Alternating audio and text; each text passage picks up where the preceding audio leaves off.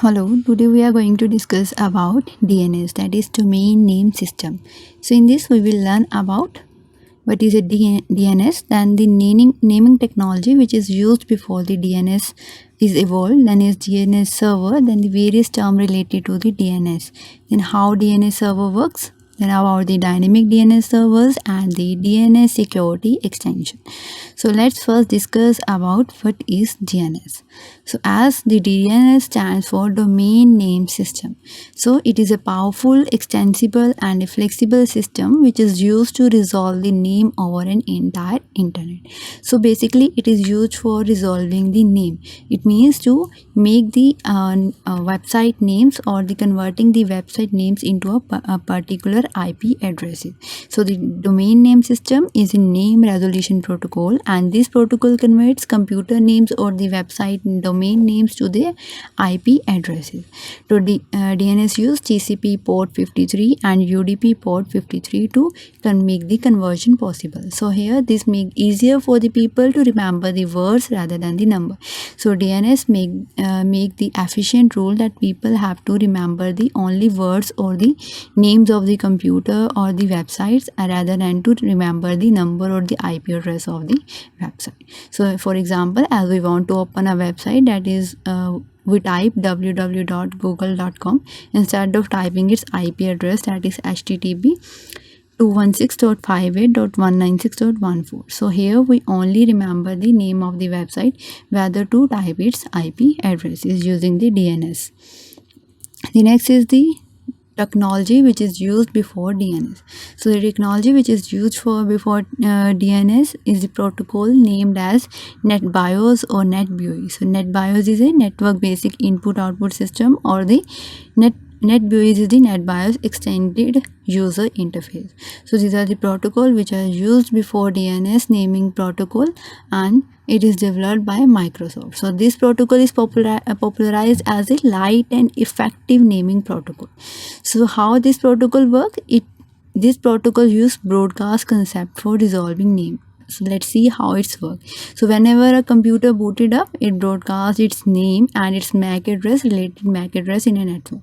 So then every NetBIOS or NetBEUI system or which running this protocol, the system which are running this protocol, that is NetBIOS and NetBEUI, it heard the message and then stored the information in the cache for the future use. So this naming protocol will work only in a small network.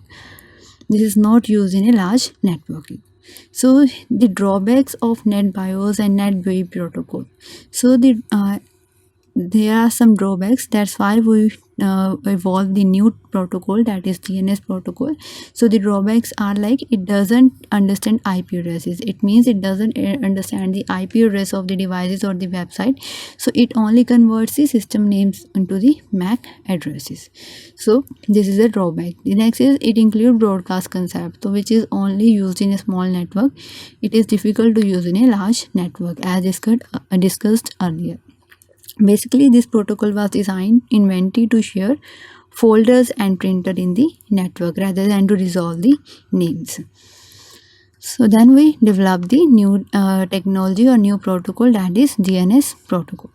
So the next is the DNS server, which we use in the DNS, that is DNS server. So it is a collection of computers registered to join domain name system. So it means it is various computers which are registered to act as a DNS servers or register their name as the domain name system. So they work as the team and collectively known as DNS root server.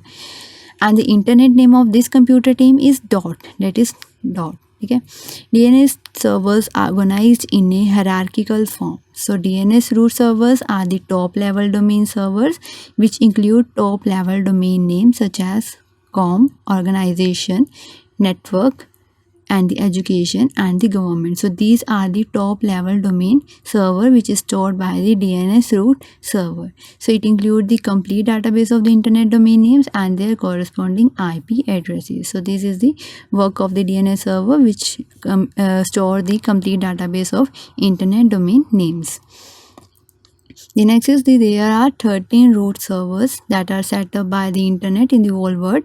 So out of which the 10 are reside in US and one in the Japan and one in London, that is UK, and one in Sweden. So these are the location of the 13 root servers, and there are low level DNS servers. As we have discussed about top level DNS servers, there are low level DNS servers which is owned by the businesses and the internet service provider, that is ISPs.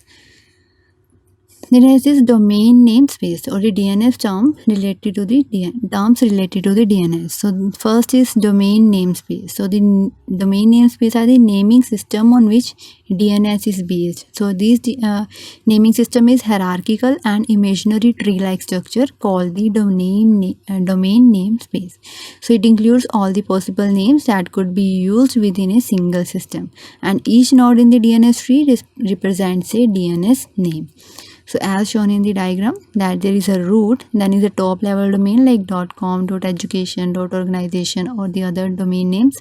Then is the second level domain names, the name of the particular website like Telcoma Training, Stanford University and the physics. Then there are the subdomains like we use www. So these are the subdomains. So as we have user type the any particular domain name like www.telcoma.com training in the search box, then the root server works in this way that first of all it consult to the top level domain name, then to the second level domain name, and then the subdomains to browse to appear the website on the user PC or user device. The next is the name server. So name server, it includes DNS name server and John and the record. The first of all is the DNS name server. So a name server is a computer that has the DNS software installed into it, and it is specifically designed for managing the different domain names. So this DNS name server is a type of a computer. The next is John. So John is a container which holds the record of a single domain. So it holds the record of a single domain, so it acts as a container. The next is the record. Record is a line in a data contained by John which maps an FQDN, that is fully qualified domain name, to an IP address. So these are the few terms which is included in the name server like DNS name server, John and records. So here note that a simple network has one DNS server for entire network, and a single domain name can use more than one DNS server. Note that a single domain name can use more than one DNS server. It means, for example, like google.com. This is a very busy site that we have done many search over the google.com. So this is a very busy domain. So it needs multiple DNS server to support all the incoming DNS query. So that's why a single domain name can also have the multiple DNS server. The next is the name resolution. So the name resolution means successfully mapping of DNS domain name or the host name to its IP addresses. So it can resolve name in three ways: by broadcasting. This concept is used in a small network. Next is by locally consulting the locally stored host text files, and next is by contacting a DNS server. So by using these three ways, the name resolution works. The next is how DNS server works. So how the DNS server consults for the particular IP address or convert the website name or a computer name to a IP address. So let's take a scenario like there is a user, then the ISP or the recursive solvers, then is a root DNS server, and TLD, that is top level domain name server, and the DNS, that is domain name system. So let's just take a scenario like a user type the name of website in search engine which generate a query and is sent over the internet. So first of all, a user type the name of the website. So let's suppose the user query first goes to the recursive solver, that is which is operated by the ISP, that is given the name as the ISP. So first of all, its query goes to the ISP. So the recursive solver or the ISP knows where to send the query in the network. So then the ISP talks with the root DNS server about the IP address of the website. So as the root servers contain the top level domains and the subdomains, so it consults to the top level domain server about the IP address of a website. So The root DNS server search for its particular top level domain by analyzing the domain name of website. So query is sent to the particular top level domain name where TLD server stores the address information for second level domain within top level domain. So here it stores the information about the various website or the computer names. So then TLD server gives the IP address of a particular DNS which knows about the IP address of a website. So this message is sent back to the recursive solver.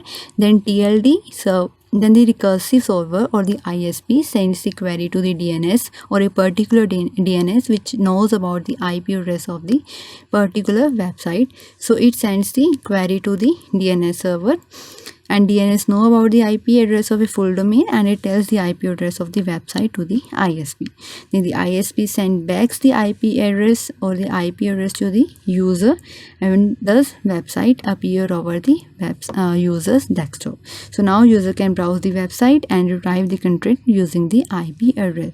So in this way the query from the users is sent to the DNS server. So how the DNS server converts the website names or the computer names to their IP addresses.